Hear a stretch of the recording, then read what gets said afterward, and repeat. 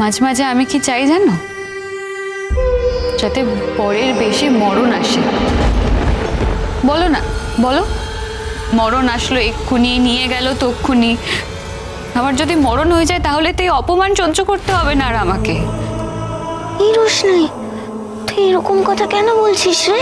হ্যাঁ, তোর কি কষ্ট হয়েছে? কষ্ট হয়েছে তোর?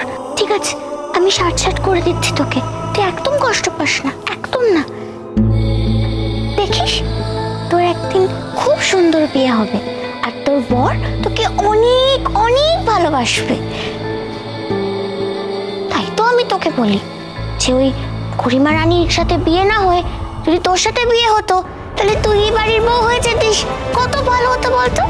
আর সত্যি তো, তোকে ছোট্টাবাই পাশে কি সুন্দর মানায়, তাই না? মিনি, আমি তোমাকে বলেছি না এই কথাগুলো তুমি আর কখনো বলবে না। কেন বলবো না শুনি? পেশ করবো বলবো। আমার তোদেরকে একসাথে দেখতে ভালো লাগে, সেটা আমি বলতে পারবো না, তাই না? পেশ করবো বলবো। ওই যে ঠাম্মি বলে না, লক্ষ্মী নারায়ণ, তুই হচ্ছিস লক্ষ্মী আর ছোট্ট ভাই হচ্ছে নারায়ণ।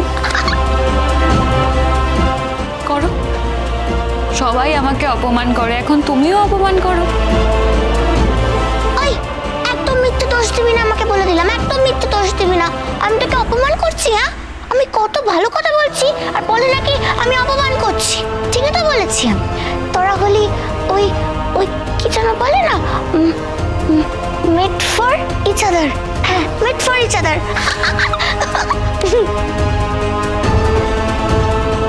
ওই দেখো, কথা বলতে বলতে সত্যিকারের নারায়ণ চলে এসেছে।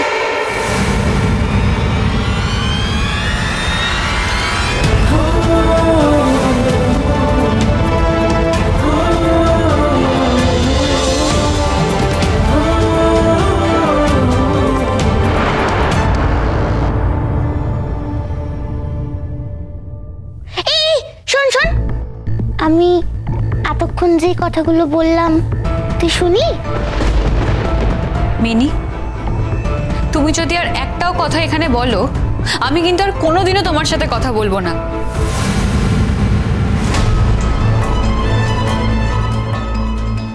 শুনেছি মিনি, এসব কথা আর কখনো বলো না।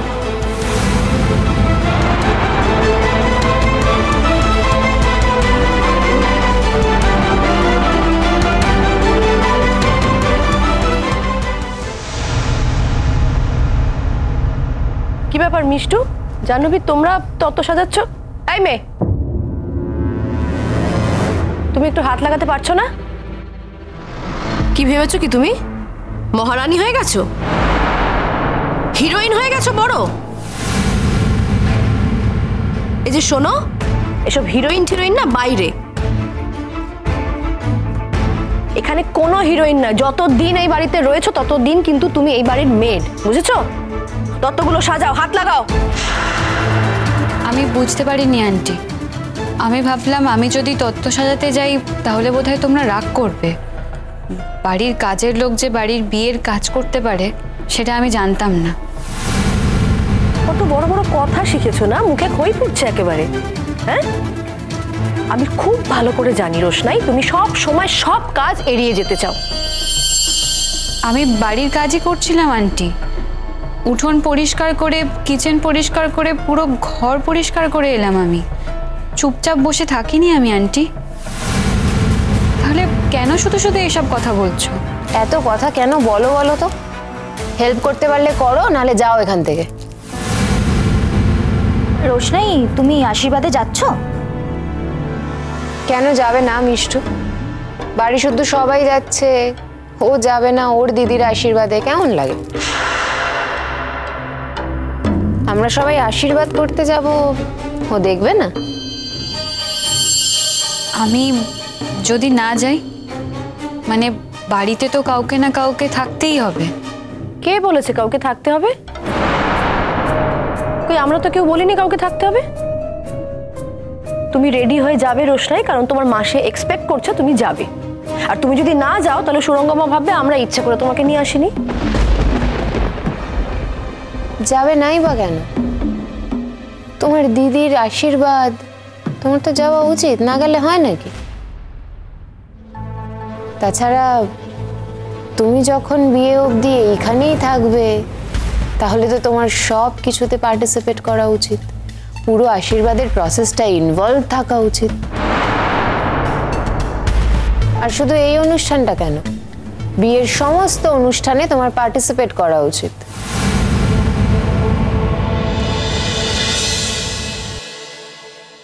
এই যে ডাকুন আপনার বড়দিকে।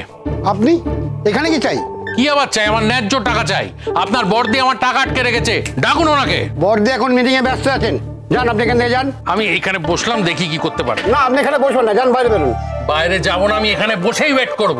এখানে বসে আপনি ওয়েট করতে পারবেন না, বাইরে বেরোন। যাও না বাইরে, এখানেই বসে যা করার আছে করে নিন, করে নিন। আপনাকে এখানে দেখলে বড়দি আমাকে বকবেন, বুঝতে পারছেন না কেন? সে আপনার প্রবলেম, আপনি সলভ করে নিন। তেমন হলে আপনার বড়দিকে আমি বকে দেবো। হ্যাঁ আচ্ছা, আপনি আমার বড়দিকে বকবেন? আপনার ঘাড়ে কটা মাথা? এই শুনুন, আপনার বড়দিকে বকার জন্য না ঘাড়ে একটা মাথাই যথেষ্ট। কতদিন ধরে আমার বইগুলো আটকে রেখেছেন, পেমেন্ট দেওয়ার নাম নেই। যতবার অ্যাকাউন্টেন্টের কাছে যাচ্ছি বলছে বড়দি নাকি সই করেনি। আমার বাড়িতে অনুষ্ঠান আছে, আমার ইমিডিয়েট টাকা চাই। হ্যাঁ, হয় আজকে টাকা পাবো, নয়তো সব বই তুলে নেবো। হ্যাঁ আপনি উঠুন না কেন? আরে উঠুন উঠুন উঠুন উঠুন, আপনি উঠুন। ছাড়ুন তো। আমি আপনি উঠবেন না কেন? আমাকে হাত ছাড়ুন, হাত ছাড়ুন বলছে। একদম গায়ে হাত দেবেন না। আমি আমার ন্যায্য টাকা নিয়ে তারপর এখান থেকে আপনি যান এখান থেকে। আপনি ছাড়ুন, আপনি উঠুন, উঠুন আগে এখান থেকে, উঠুন উঠুন। কি হচ্ছে? সরে দাঁড়ান, সরে দাঁড়ান, দুজনে সরে দাঁড়ান। আরে দেখুন না দিদিমণি, কিছুতেই শুনছে না, জোর করে এসে এখানে বসে পড়েছে। আর ঝামেলাবাজ লোক আছে। আমি বললাম আপনি রেগে যাবেন, তাও শুনছে না। শুনবো কি? কিচ্ছু শুনবো না। টাকা নেবো তারপর যাবো। হ্যাঁ চুপ, একদম চুপ। আপনি তাহলে এখান থেকে যাবেন না। পেমেন্ট নেবো তারপর যাবো। কি বলছিলেন? আপনি আমাকে বকবেন না? হ্যাঁ, আপনার তো একটা মাথাই তার জন্য যথেষ্ট। বলুন বলুন, আমি শুনছি।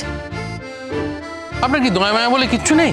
এতদিন ধরে টাকাটা আটকে রেখেছেন, আমার টাকাটা যে বিশেষ দরকার, দিয়ে দিন না আমার টাকাটা। তো বাড়িতে হাঁড়ি চড়িয়ে এখানে এসেছেনই বা কেন? শুনুন, আমরা যাদের সঙ্গে কাজ করি তারা কিন্তু আমাদের 3 মাসের ক্রেডিট দেয়। আর আপনি তো যেদিন থেকে বই দিয়েছেন তার পরের দিন থেকে টাকার জন্য তাগাদা করছেন। না না না, আপনার মতো ভেন্ডারের সঙ্গে তো আমরা কাজ করব না। শুনুন, আপনার বই আমরা আর নেব না, লাগবে না, তুলে নিয়ে চলে যান। এতদিন ধরে বই আটকে রেখে এখন বলছেন তুলে নিয়ে চলে যান। কেন তুলে নিয়ে চলে যাব? তুলবো না, টাকা নেবো, ন্যায্য পেমেন্ট নেবো, তারপর যাবো। হ্যাঁ কেন? একটু আগে তো আপনি নিজেই বলছিলেন যে আপনি নাকি বই তুলে নিয়ে চলে যাবেন। তো তুলে নিয়ে চলে যান, আমি আপনাকে টাকা দেব না। আপনি ভেতরের কথা সব শুনেছেন? হ্যাঁ, সব শুনেও আপনি আসছিলেন না? আপনাদের কথাও শুনেছি এবং সিসিটিভিতে আপনাদের কাণ্ড কারখানাও দেখেছি, যার জন্য আমি বাধ্য হলাম কনফারেন্স রুম থেকে চলে আসতে। আমি আমার পেমেন্ট না নিয়ে এখান থেকে নড়বই না। একদম চিৎকার করবেন না, একদম চিৎকার করবেন না, তাহলে কিন্তু এবার রামলাল কাকা থেকে ঘাট ধরে বার করে দেবে। অত সোজা আমায় ঘাট ধরে বার করে দেয়া অত সোজা? তাহলে লোকের মনে যে সন্দেহটা আছে সেটা চলে যাবে। কার মনে সন্দেহ আছে তার দায়িত্ব আর আমার নয়। আর আমি যদি কোনো ভুল করে থাকতাম তাহলে তো আমি আপনাদেরকে এই কথাটা বলতামই না যে স্যারজি আমাদের শুটিংয়ে গেছিল। আমি তো আপনাদেরকে এসে সত্যি কথাটা বলে দিয়েছি। তুমি কি মনে করেছো বলো তো? কি মনে করেছো? তুমি যে শুটিংয়ে গেছিলে, বাদশা যে তোমার পেছন পেছন গেছিল, তোমাকে ফলো করতে গেছিল, তাই তো? তোমাকে ফলো করতে গেছিল না তোমার সিকিউরিটি গার্ড হয়ে গেছিল, নাকি তোমার খেয়াল রাখতে গেছিল? কোনটা রোশনাই? উনি যে কারণেই যান না কেন, উনি তো এই কথাটা আপনাদেরকে বলতে পারেনি। এই কথাটা তো আমি আপনাদেরকে বললাম। আমার মনে যদি কোনো পাপ থাকতো তাহলে কি আমি বলতে পারতাম কথাটা? পাপ থাকার তো কথাও নয় রোশনাই। তুমি তো জানো বাদশা তোমার দিদির হবু হাজবেন্ড, তার দিকে তো নজর দেওয়া উচিত নয় নিশ্চয়ই?